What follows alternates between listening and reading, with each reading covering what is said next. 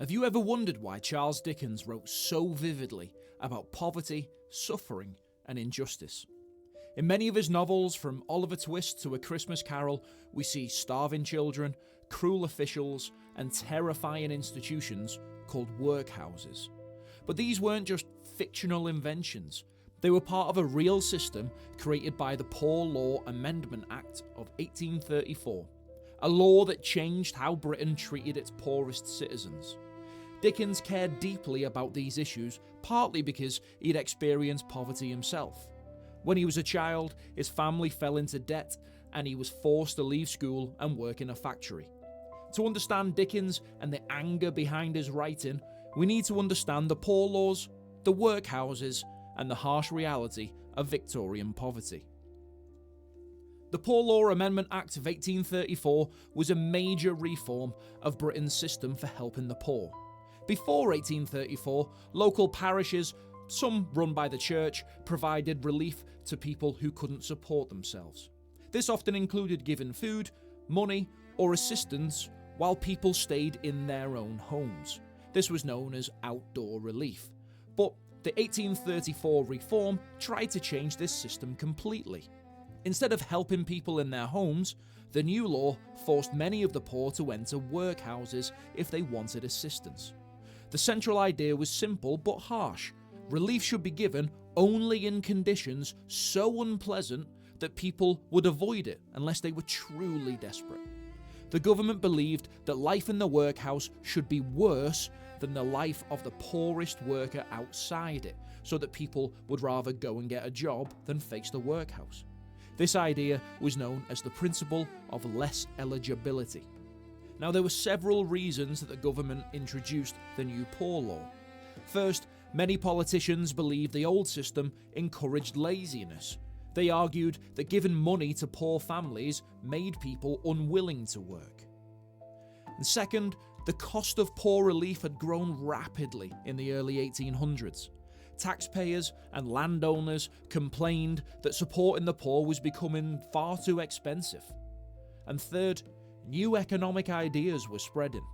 Thinkers influenced by economists like Thomas Malthus believed poverty was partly the result of population growth, and that helping the poor too much would just make the problem worse. As a result, the government decided to create a stricter system that discouraged people from relying on public support.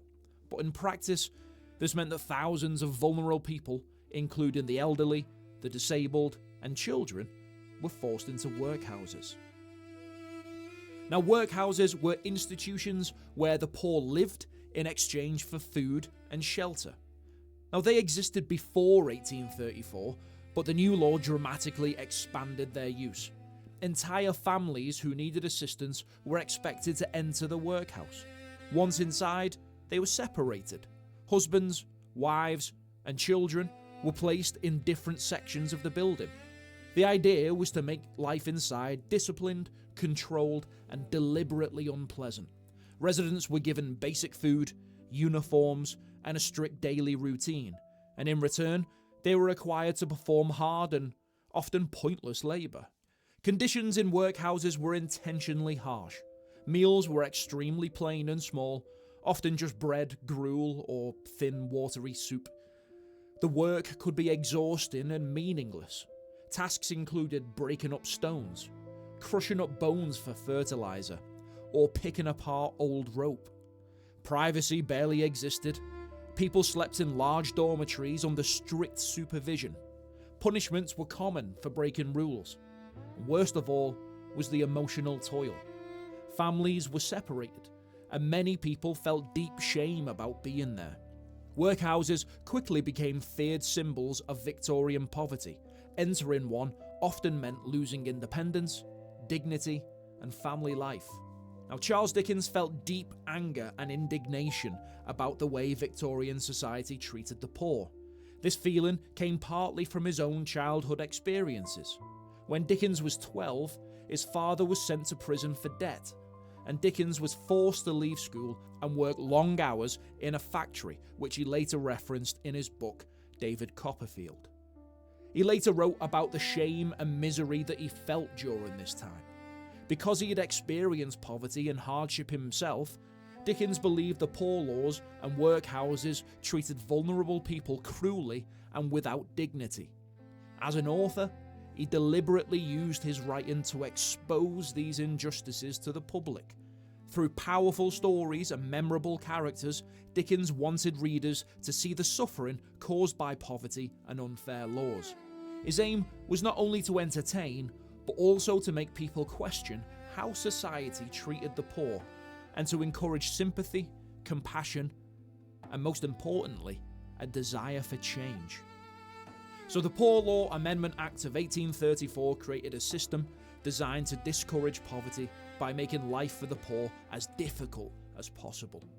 Workhouses became symbols of hardship, discipline, and social stigma, and for Dickens, they represented something even deeper, a society that had lost compassion for its most vulnerable people. By exposing these realities in his novels, Dickens forced Victorian readers to confront the human cost of the system. And that's one reason his work still matters today. Thanks for watching. Happy revising.